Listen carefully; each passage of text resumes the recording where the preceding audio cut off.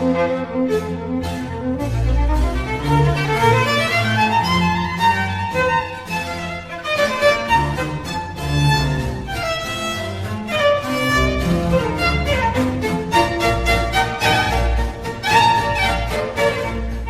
l'ho sempre visto qua da quando mio padre negli anni 80 ha acquistato il giardino, però se devo essere sincero io quando ero bambino scavalcavo, entravo dentro, qua era una grande piantagione di fagioli e noi giravamo intorno ai fagioli e saltavamo su questo tocchetton, però non ci rendavamo conto che avesse un'importanza e francamente non ce ne siamo resi conto per molto. Allora, intanto volevo ringraziarvi per la partecipazione e ringraziarvi a nome del progetto El Parón de Casa, che sono tanti i nomi da ricordare, ma andate sul sito e vedete veramente c'è un bel gruppo tra partner, collaborazioni, sponsor, istituzioni.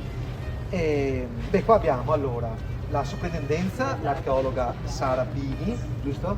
E che è funzionaria nuova per la zona di Dorsoduro, anzi Sestiere, Dorsoduro, che comprende... Poi noi siamo divisi regionalmente, io ho Dorsoduro, Santa Croce, San Paolo, San Marco, Tecca. Ecco, quindi ha praticamente il centro del centro, ecco. Poi lei dirà, farà un saluto, poi c'è la Presidente del Consiglio Comunale Linda Damiano, Ermelinda Damiano, che fa un saluto, e Lorenzo Calvelli che fa l'introduzione, chiamiamola storica, che è parte dell'università del progetto, siamo in convenzione, e lui proprio è esperto di epigrafia romana e poi vi spiegherà lui. Poi abbiamo Giovanni, che è figlio di Giuseppe e figlio della signora Noemi, che la prego, signora, si mette anche lei qua, per favore, che sono i proprietari del tocchetton, del giardin, anzi, perché c'è un aneddoto che poi vi spiegheranno, è una storia, insomma, che tocca lato notarile, insomma, ve lo diranno loro. Faccio solo vedere questo, per far capire, insomma, cosa è un tocchetton. Scusate, grazie. Allora, questo è l'archeologo, che insomma è un personaggio, Giacomo Boni, pare insomma che sia l'archeologo più famoso che abbiamo in Italia ed era veneziano, che è questo, vedete? Allora guardate una persona, la grandezza della persona è la grandezza di un tocchetton. Ok, queste immagini le potete scaricare dal sito El Parón de Casa /download, c'è un file proprio con tutte queste immagini, anche ad alta risoluzione. Guardate ancora, questa è una persona. Sopra il cumulo delle macerie e guardate i tocchettoni che c'erano sotto. Che sia questo uno dei tocchettoni? Dalla data di domani. Oggi è la vigilia di un anniversario che è importante per la città, che segna un momento importante per la città in uno dei monumenti simbolo di Venezia. All'epoca era una torre di avvistamento, oggi è il campanile di San Marco, e che questa scoperta, anzi riscoperta, avvenga oggi, nell'anno in cui la città sta festeggiando i 1600 anni di Venezia, trovo che sia davvero straordinario. Quindi il mio primo ringraziamento a nome del sindaco e di tutta l'amministrazione va a voi che avete aperto le porte alla città e ci avete dato modo di condividere questo pezzo straordinario di storia. E poi un grande ringraziamento a Vittorio Baroni con l'associazione Lidoro Benone e tutti coloro che collaborano e supportano questo progetto, quindi anche l'Università Ca' Foscari, perché è un progetto straordinario, un progetto di condivisione storica, culturale, artistica, gastronomica, ambientale. Si parla anche di sostenibilità, che oggi è un tema molto attuale per Venezia.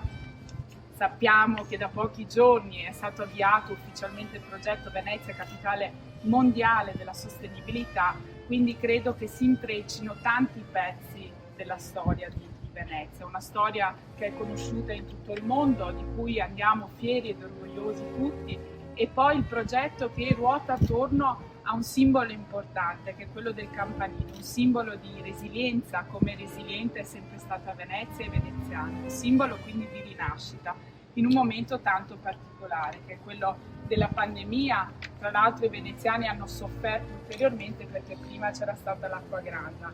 Quindi io credo che tutti questi momenti siano momenti importanti per la città, per noi, è anche un momento che ci fa riscoprire quello che è essere e fare comunità. Quindi davvero vi ringrazio a nome di tutti. Beh, grazie al Presidente del Consiglio Comunale che insomma rappresenta l'amministrazione della città di Venezia e ci fa sempre molto piacere dialogare, fare cose assieme. Noi pensiamo che la città possa crescere quando c'è cooperazione, e ovviamente nella diversità, ma qua si parla di istituzioni.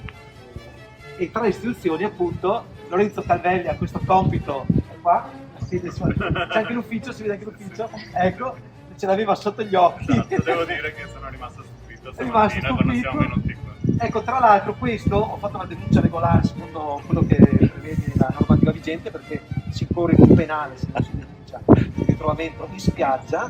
Questo sembra, saranno verifiche, un pezzo, noi facciamo sempre la presentazione intanto, del campanile di San Marco trovato a San Nicolò. Ecco, sì. Prego Lorenzo. Buongiorno anche dall'università, noi siamo appunto partner di questo progetto che è già stato ben descritto e effettivamente è molto interessante perché mette insieme diverse realtà appunto, che magari collaborano diciamo, su progetti bilaterali, ecco, però metterne così tante insieme di istituzioni è una bella iniziativa e soprattutto è un progetto che parte dal basso, cioè questo mattone che porto in mano effettivamente mi fa anche un po' capire la molla di come è nato questo progetto durante l'inverno.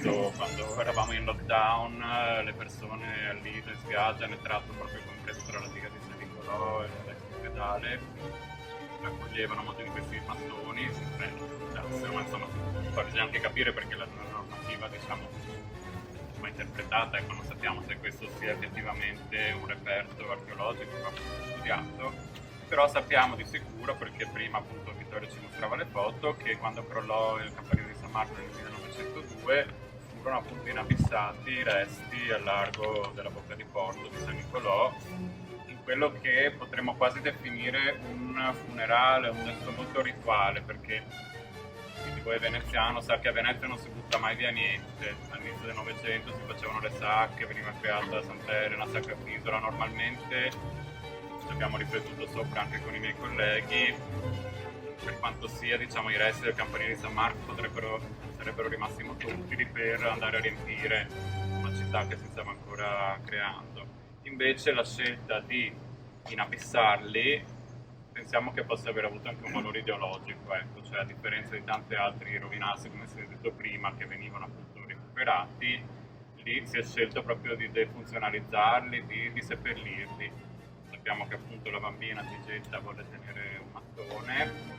In realtà appunto ho fatto una cernita, come menzionava Vittorio prima, i lavori innanzitutto di scavo, perché poi furono scavate le fondazioni dell'antico campanile, diciamo a un disgombero ovviamente, delle macerie furono gestite da Giacomo Boni, che è uno dei più grandi archeologi che ci furono tra fine 800 e inizio 900 in Italia, scavatore del foro romano, poi insomma di tante realtà importanti a Roma, ma lui era veneziano, aveva una formazione tecnica molto importante veneziana e appunto proprio a Venezia aveva fatto i primi interventi scavando le fondazioni del campanile di San Marco prima che crollasse, quindi 5 anni prima.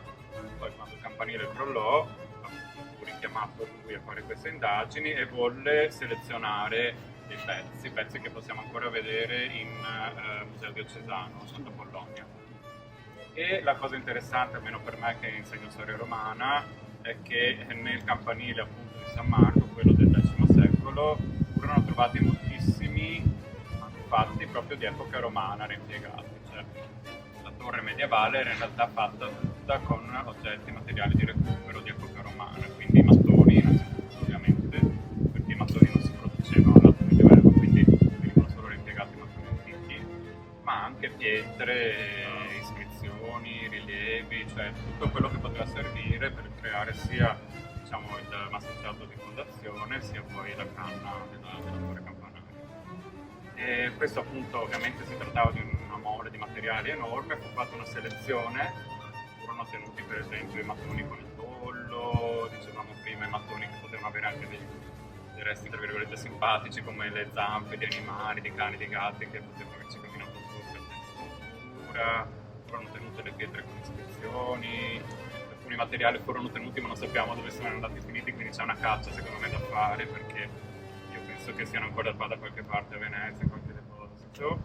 E poi evidentemente, insomma, come abbiamo scoperto oggi, furono anche tenuti magari dei pezzi, diciamo, che non hanno materiali particolarmente significativi, perché ci sono mattoni e pietre, ecco l'unico che potete vedere, questo pietrello probabilmente bizantino, che si vede proprio un esempio di ripiego all'interno della muratura, però comunque ha sicuramente un alto valore simbolico, ecco, quindi sarebbe anche questo interessante da studiare. C'è un progetto che mette insieme l'archeologia, oggi poi avrebbe dovuto partecipare il mio collega Diego Calavon, che non è potuto venire per motivi di salute, ma insomma lui è l'archeologo che si occuperà proprio anche delle indagini, così, la storia, io sono uno storico, l'epigrafia perché ci sono appunto materiali scritti, ma poi la storia sociale, la storia culturale, cioè è molto importante quello che rappresentava e che ancora rappresenta il campanile di San Marco, questo simbolo per Venezia, cioè, quindi tutto quello che ci sta dietro a livello poi di identità, ecco, della comunità veneziana e non solo, secondo me è molto interessante da studiare. Quindi penso che sia l'inizio questo di una collaborazione, di un progetto che poi può essere sviluppato in tanti modi e farci capire un po' meglio come ha funzionato e come funziona ancora la nostra città. Resto strutturale del campanile può al suo interno, con prelievi particolari, custodire ancora frammenti o comunque parti delle malte originarie che, se analizzate con appunto metodi chimici particolari, possono fornire indicazioni circa la loro composizione e anche a livello di cronologia. Gli altri frammenti sono però frammenti di mattoni che all'epoca della costruzione del campanile erano frammenti di riutilizzo, perché all'epoca non si producevano mattoni a Venezia, venivano riutilizzati mattoni delle città, dei contesti ormai abbandonati.